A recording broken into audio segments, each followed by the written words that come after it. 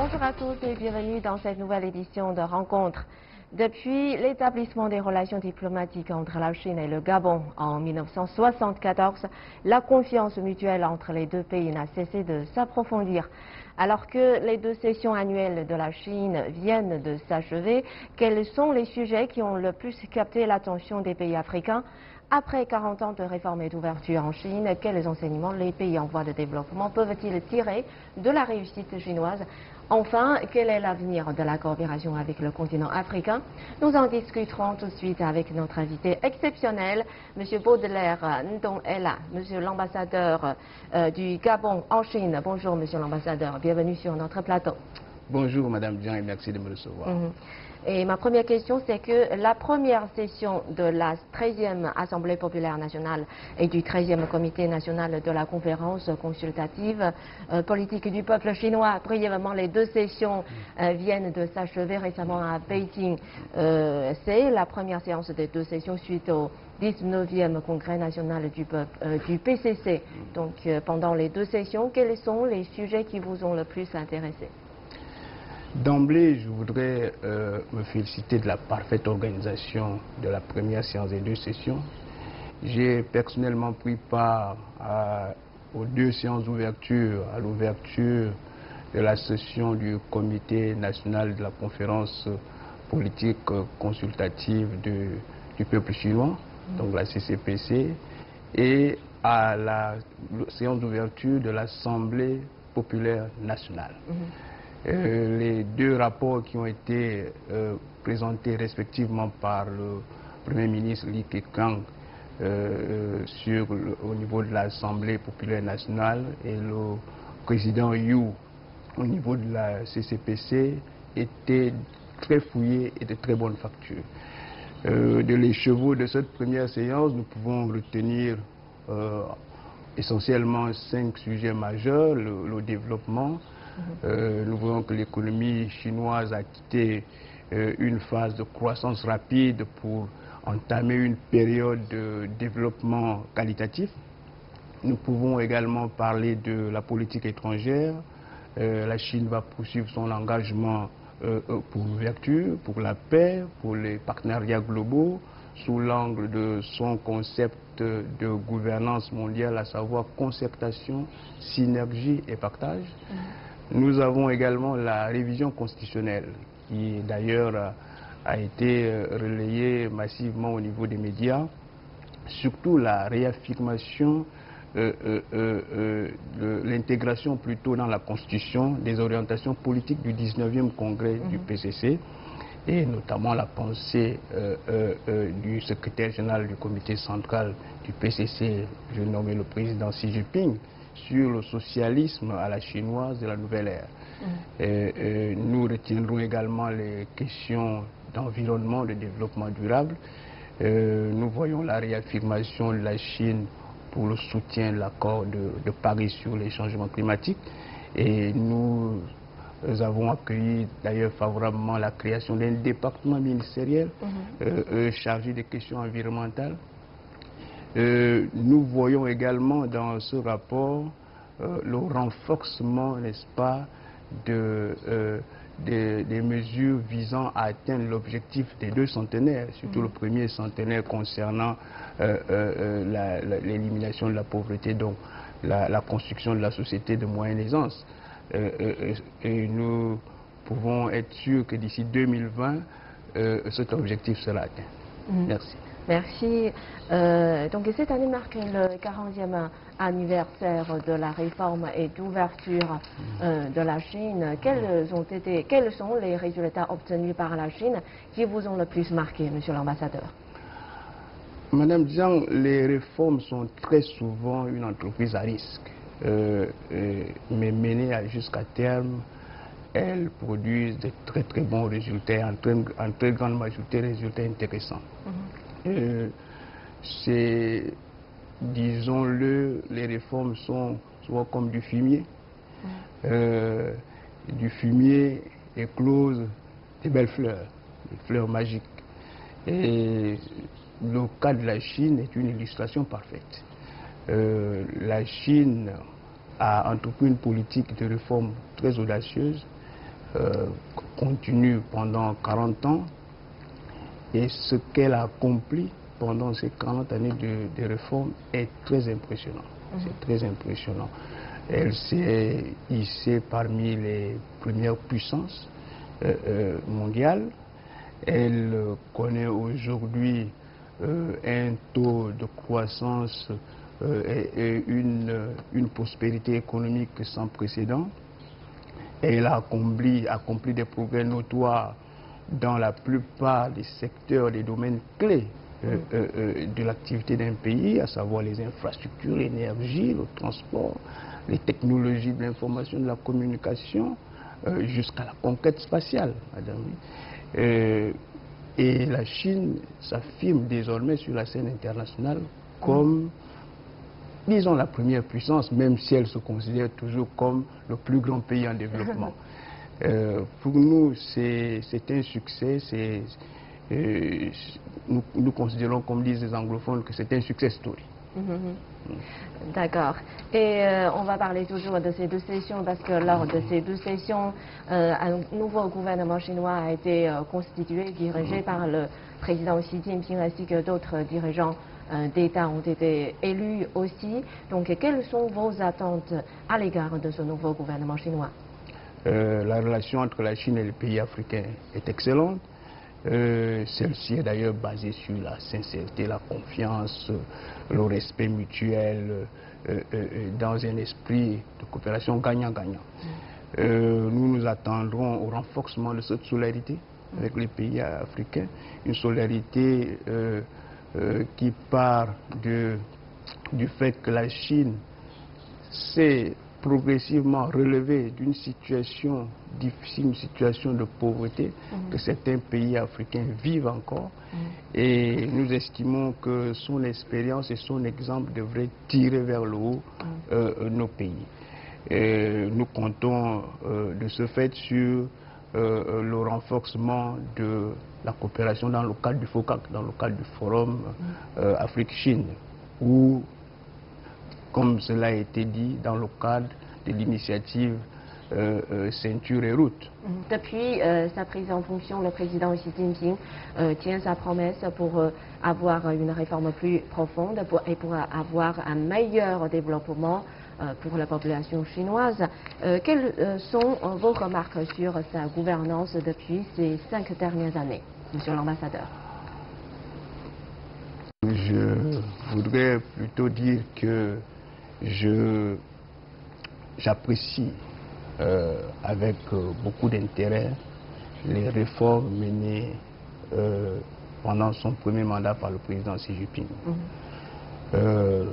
Je m'en voudrais de faire des remarques sur ce qui a été accompli, parce que ce qui a été accompli par le président Xi Jinping est impressionnant et a permis à la Chine d'atteindre le niveau de développement envié par nos pays en développement. Je pense que c'est une réussite. Je pense, comme je le disais tout à l'heure, que la politique de réforme du président Xi Jinping est un success story, comme on dit en anglais. Et nous pensons d'ailleurs qu'au cours du prochain mandat qui commence, ce sera davantage amplifié et approfondi. Madame Dian, nous parlons d'un pays d'1,3 milliard d'habitants, qui repose sur des institutions fortes, qui connaît une stabilité politique, qui connaît un développement dans tous les secteurs d'activité. Un pays qui, je vais juste prendre un exemple, qui vient d'inaugurer un submersible de dernière génération qui atteint des profondeurs allant de 5 à 7 000 mètres. Nous parlons d'un pays où les infrastructures sont extrêmement développées. Nous parlons d'un pays qui nourrit 1,3 milliard d'habitants sans avoir des difficultés au niveau de l'autosuffisance alimentaire, qui exporte même des excédents. Un pays qui, en moins d'une année, peut sortir 10 millions d'habitants de la pauvreté. Je peux dire que c'est une politique très dynamique qui est effectivement un succès. Et je voudrais simplement appuyer et dire que ces efforts devraient être poursuivis et nous les soutenons. En tout cas, mon président, le président Ali Bongo Ondimba, a une parfaite admiration pour le président Xi Jinping. Et cette année, le forum sur la coopération sino-africaine se tiendra à Beijing en novembre.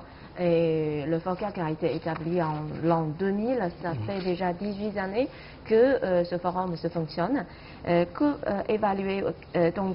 regard portez-vous sur ce mécanisme de coopération entre la Chine et l'Afrique? Quel rôle a-t-il joué pour la coopération ou bien pour le développement des relations sino-africaines? Je voudrais d'abord préciser que la Chine et l'Afrique sont liés par une communauté de destin. La Chine poursuit le rêve chinois du grand renouveau de la nation et travaille d'arrache-pied pour réaliser les objectifs des 2 centenaires, comme je l'ai rappelé tout à l'heure. Tandis que l'Afrique cherche à accélérer l'industrialisation, la modernisation en route vers les belles perspectives décrites par l'agenda 2063. Les rêves chinois et africains ont tous pour objectif d'apporter une meilleure qualité de vie à leur peuple. Et donc, la Chine et l'Afrique et d'autres pays en développement sont invités à accroître davantage leur représentation sur la scène internationale. Et dans le cadre du FOCAC, la Chine et l'Afrique ont intérêt à valoriser pleinement leurs 2 grands avantages, à savoir la confiance politique mutuelle, la complémentarité sur le plan économique, favoriser un développement tous azimuts de leur coopération, renforcer la coopération sud-sud et promouvoir la coopération nord-sud pour continuer à montrer l'exemple quant à l'établissement d'un nouveau modèle de relations internationales axé sur la coopération gagnant-gagnant. Et nous estimons que le prochain sommet qui va se tenir certainement au mois de septembre pourra bien sûr passer en revue toutes ces articulations pour une meilleure coopération. Et la Chine et le Gabon ont établi leurs relations diplomatiques en 1974. Donc 40 années ont déjà passé, les relations dans divers domaines se sont développées très rapidement. Et en plus, en janvier 2018, le ministre des Affaires étrangères chinois, Wang Yi, a entamé une visite d'État au Gabon et il a souligné que la Chine et l'Afrique ont un destin commun et ont une partie et leur relation et la particularité de leur relation est basée sur que les 2 parties ont la même souffrance par le passé. Donc quel regard portez-vous sur l'actuelle relation entre la Chine et le Gabon? Comme vous l'avez souligné, Madame Dian, les relations diplomatiques entre la Chine et le Gabon ont été établies le 20 avril 1974, donc ça fera justement 44 ans en avril prochain. Et les 2 pays ont des liens traditionnels basés sur l'amitié, la confiance, le pragmatisme et le respect mutuel. À la suite des nombreux échanges de haut niveau, cette relation a été progressivement renforcée et au point que en décembre 2016, au cours de la visite de son Excellence Ali Bongo Ondimba, président de la République, chef de l'État, la visite d'État en Chine, cette coopération s'est hissée au niveau de partenariat de coopération globale. Et c'est la décision des 2 chefs d'État, donc le président Ali Bongo Ondimba et le président Xi Jinping. Et les résultats de cette coopération sont très excellents, la Chine est aujourd'hui le premier partenaire commercial du Gabon depuis le dernier trimestre 2015. Il s'agit principalement du commerce de matières premières, le bois, le pétrole, le manganèse. Le Gabon bénéficie de l'accompagnement de la Chine dans le cadre de ses projets de développement dans différents domaines, en particulier dans le domaine des infrastructures. Nous citerons entre autres le barrage du Grand Poubara qui permet de combler le besoin énergétique des provinces de l'Est du Gabon. Nous citerons les hôpitaux sino-gabonais, il y en a 3. Nous citerons les stades de football. Vous savez que la jeunesse gabonaise, comme la jeunesse africaine, est très éprise de football. Et le Gabon a eu l'occasion d'organiser 2 Coupes d'Afrique des nations de football. La première fois, c'était en 2012, conjointement avec la Guinée équatoriale. La deuxième fois, c'était en 2017. Là, c'était le Gabon seul. Et pour cela, il fallait équiper le pays en infrastructure, notamment la construction des stades et le soutien de la Chine dans ce projet, dans je peux dire, ce défi a été très important.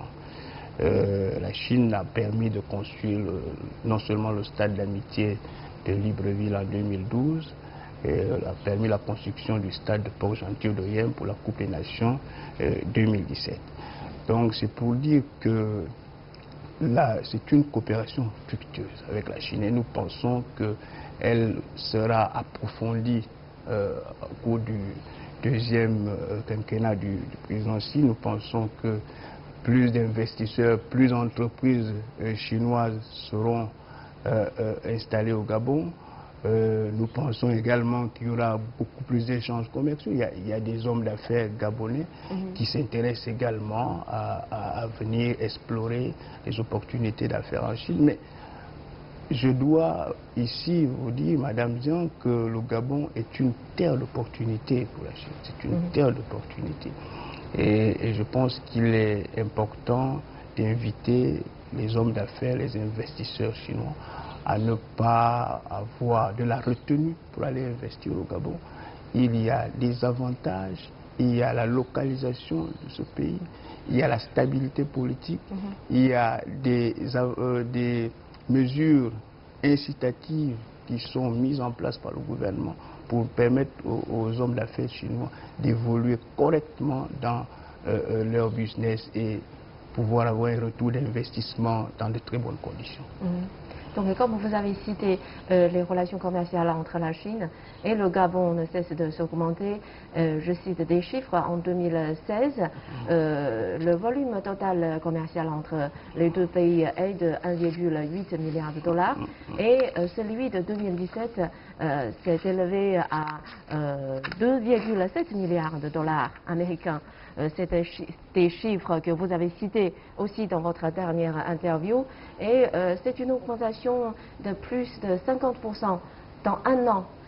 Donc pensez-vous que ces chiffres commerciaux vont encore continuer à augmenter?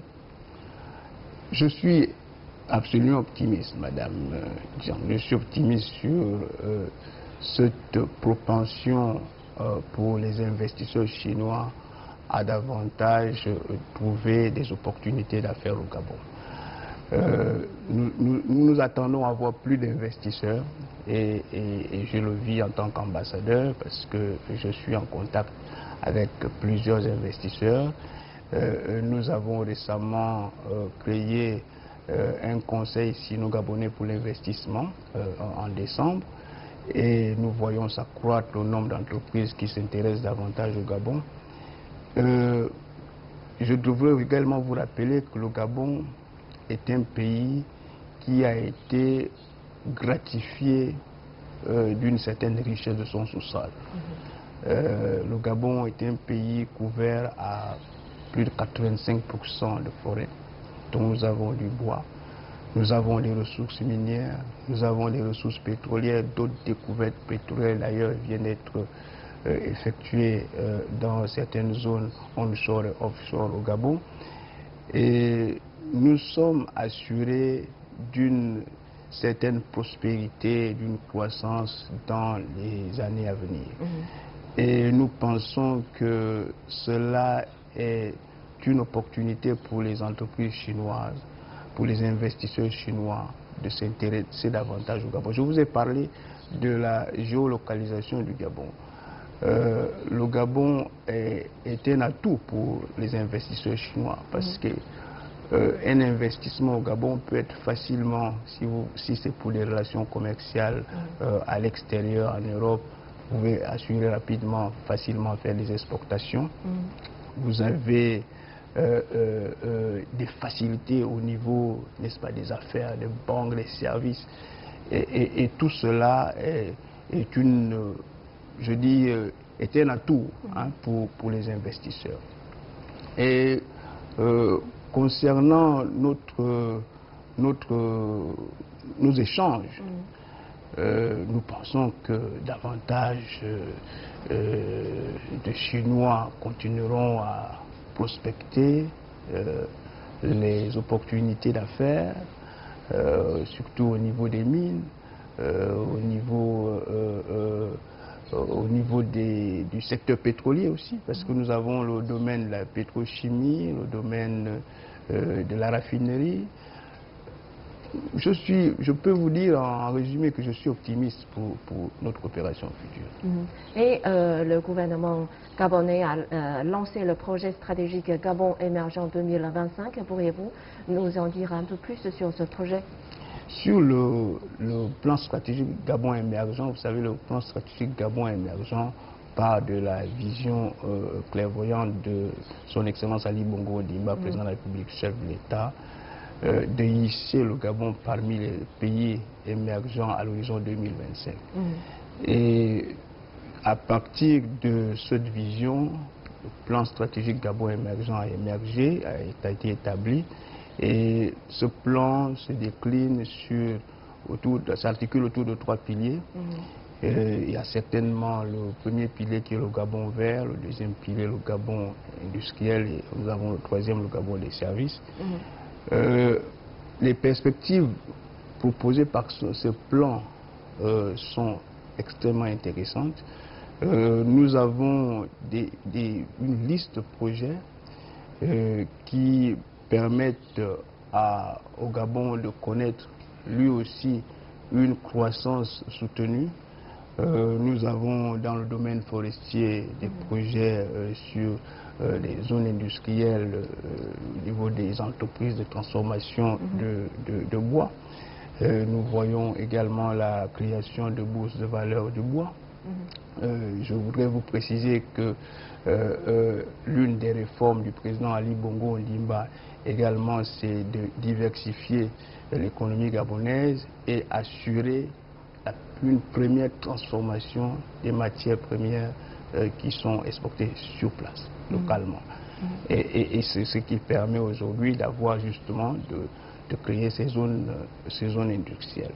Mais le domaine de la pêche, le secteur de la pêche n'est pas très développé, et donc nous voulons vraiment avoir des partenaires chinois qui peuvent venir nous soutenir dans ce domaine.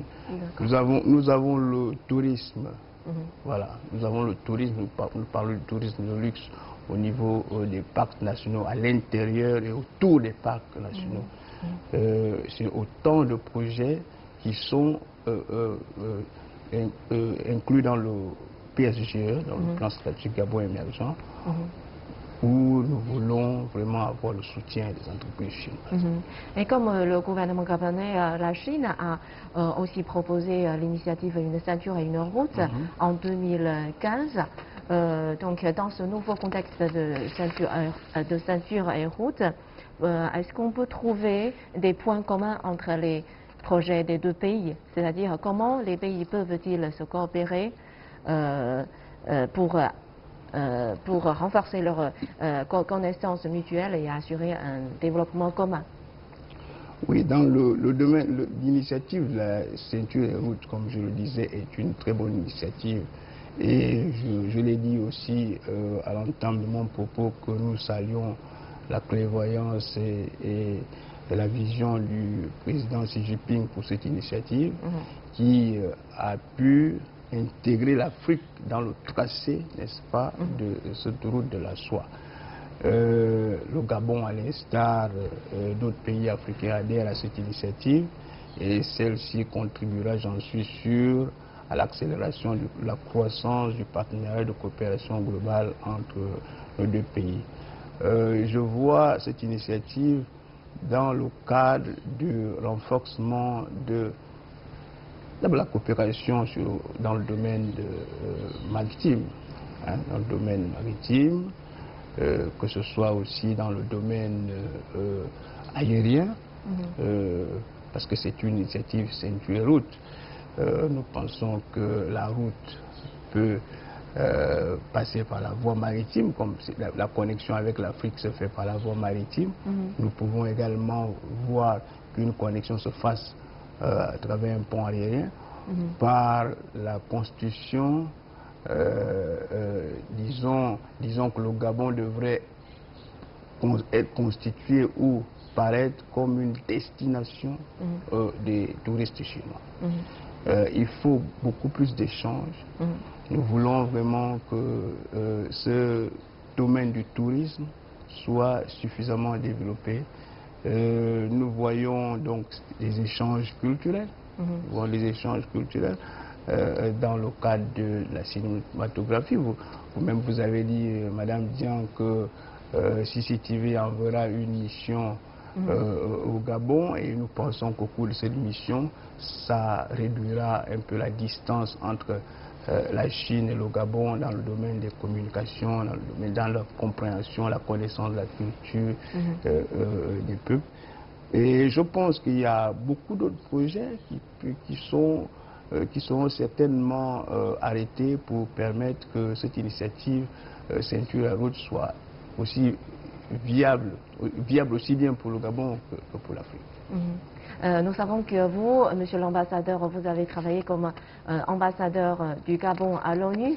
Vous avez une très riche expérience diplomatique et vous êtes arrivé en l'an 2017 et vous prenez votre fonction d'être ambassadeur du Gabon en Chine.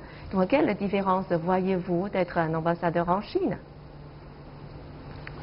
Sachez que j'ai choisi d'être diplomate. Je suis maintenant ce qu'on appelle dans notre corps des affaires étrangères ministre plénipotentiaire.